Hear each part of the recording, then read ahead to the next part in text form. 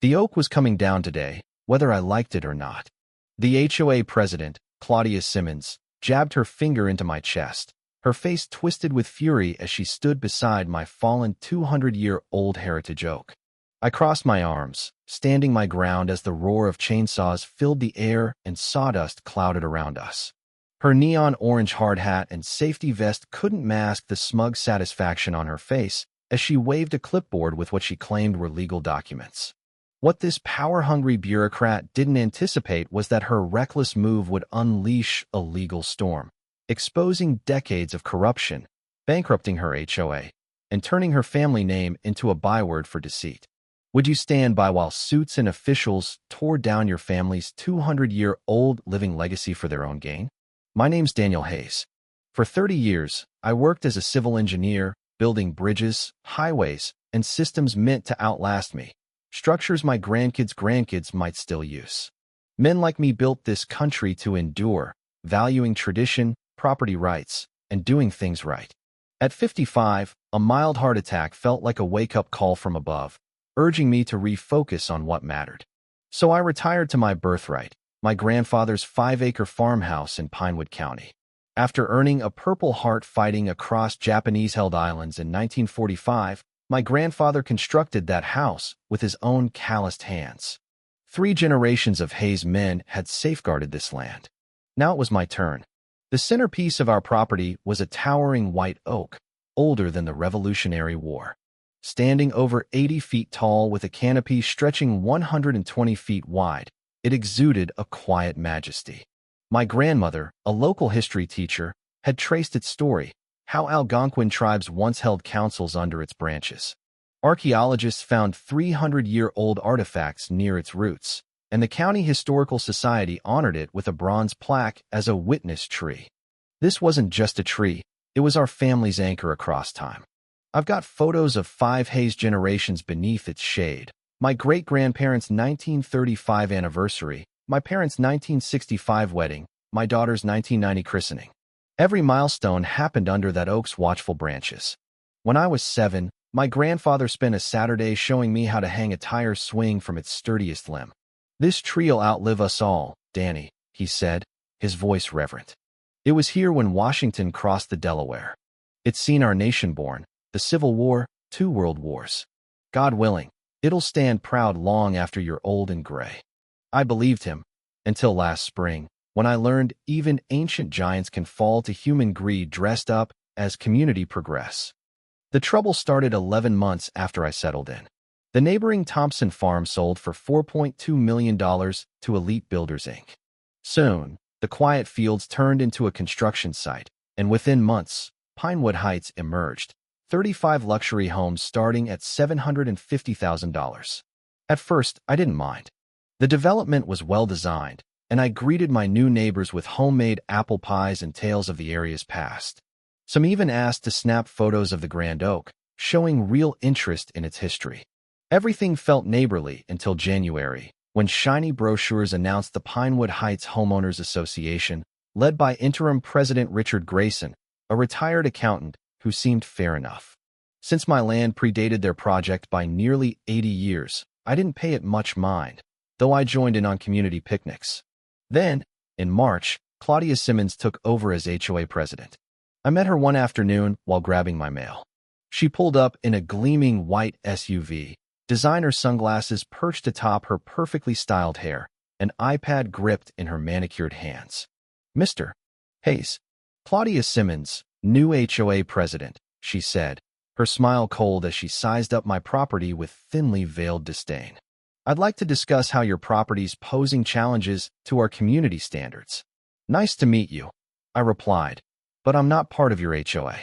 My family's been here since 1945, long before your homes existed." Her smile tightened. "That's exactly the problem. Your land's the first thing people see entering Pinewood Heights. We've had numerous complaints about its rustic look." "Rustic?" I laughed, nodding toward my well-kept farmhouse. "My grandfather built this to last centuries. The Historical Society featured it in last fall's tour." "Historical doesn't mean it can't be unkempt," she snapped. "That weathered barn, the split-rail fence, and that giant tree dropping leaves on our roads. They're dragging down property values and ruining our aesthetic. Soon, official-looking letters with Pinewood Heights embossed logos started arriving, citing petty grievances. My mailbox didn't match their standards. My garden shed was non-conforming. My barn's antique weather vane was visual clutter. Each referenced bylaws that shouldn't have applied to me. I tried diplomacy, showing up at an HOA meeting with county records proving my agricultural zoning and the Oak's historical status. I get your aim for a polished look, I began, but my land's outside your jurisdiction. These documents prove it. Claudia cut me off. Your zoning's irrelevant, Mr. Hayes. Your property affects our community's value and appeal. An older man, Henry Larson, a retired judge, spoke up. Point of order, Claudia. Our bylaws don't extend to non-members' land. That oak was here before us all. Her face stiffened. We've had safety complaints.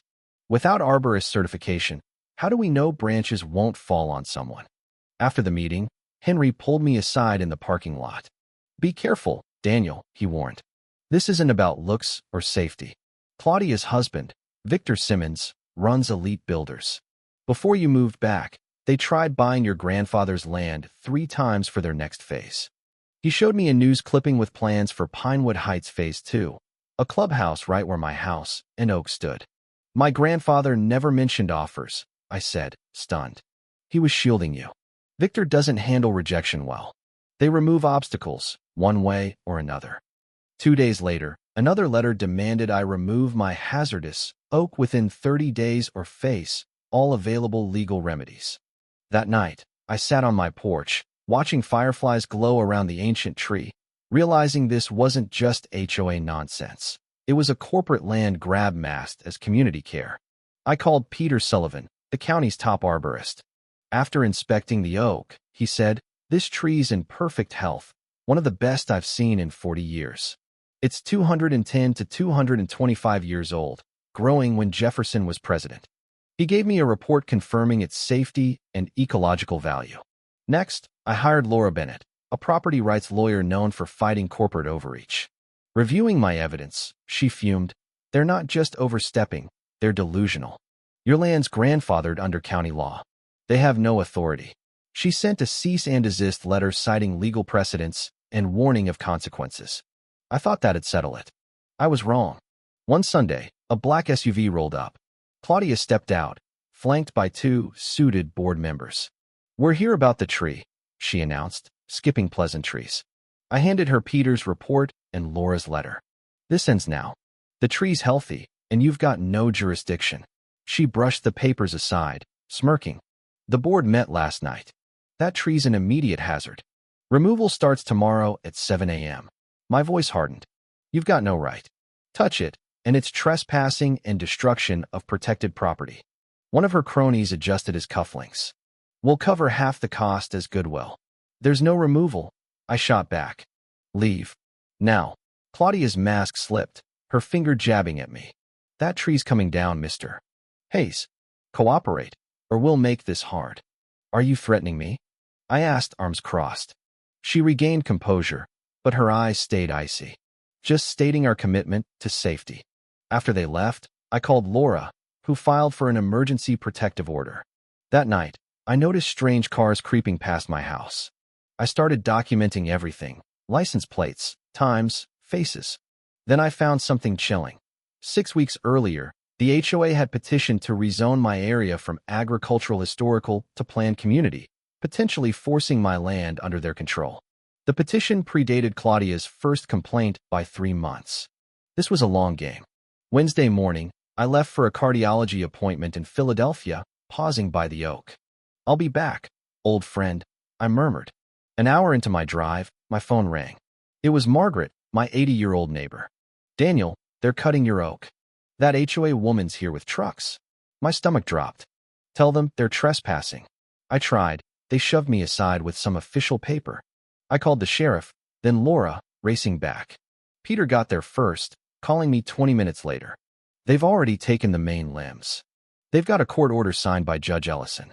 I told them I certified it healthy, but they ignored me. At 11:37 a.m., I screeched to a halt beside my fallen oak, its trunk hacked open, centuries of rings exposed. Sawdust coated the ground. Claudia stood there in a black suit and safety gear, jabbing her finger at me. This tree was coming down today, whether you liked it or not, she yelled, thrusting a document with a gold seal. An emergency hazard removal order signed by Judge Ellison. What have you done? I demanded. You've got no authority. She smirked. It's legal. You ignored the hazard. Peter frowned at the paper. This cites my report claiming decay. I never wrote that. It's fake. A deputy arrived too late. The tree was beyond saving. Margaret whispered. I've got photos and videos of everything. Grief hit me hard, but beneath it, resolve grew. This wasn't over. For a week, I shut down, staring at the stump. On the 8th day, Margaret stormed in, tossing a folder on my table. Your grandfather didn't win a Purple Heart to see you give up, she said. This isn't the first time Victor's crew pulled this. She laid out evidence. Farms condemned, homes harassed into sale, all tied to elite builders. They want your land, she said. That oak was step one.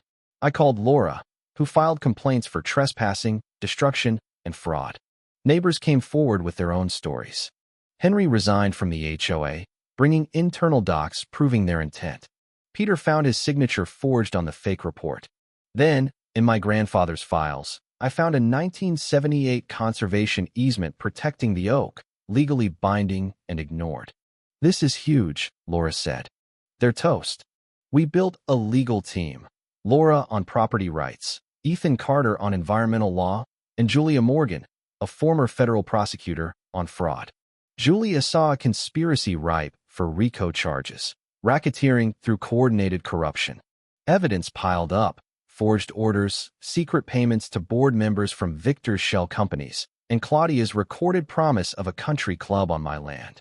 We sued the HOA, its members, and elite builders, hitting them with civil, environmental, and criminal claims. 6 weeks later, we struck, 17 lawsuits filed at once, warrants served, media alerted. By noon, headlines screamed about the historic oak scandal. Claudia's lies unraveled on live TV when asked about Victor's tree removal company ties. The HOA crumbled fast. Insurance dropped them, board members quit, homeowners revolted. Judge Rachel Torres ruled in our favor, slamming their egregious acts. Settlements bankrupted the HOA, criminal charges hit Claudia and Victor, and their empire collapsed. I used part of the funds to start the Hayes Heritage Project, planting saplings from my oak's acorns. 2 years on, a young oak grows where its ancestor fell, a symbol of resilience. Claudia and Victor fled, disgraced. The Hayes rule now protects heritage trees nationwide. Last week, my granddaughter Lily, 7, hung a swing on the sapling. Will it get as big as your tree? She asked. Maybe in your time, I said. Then I'll protect it, she vowed. The old oak's gone, but its storm seeded a forest of justice.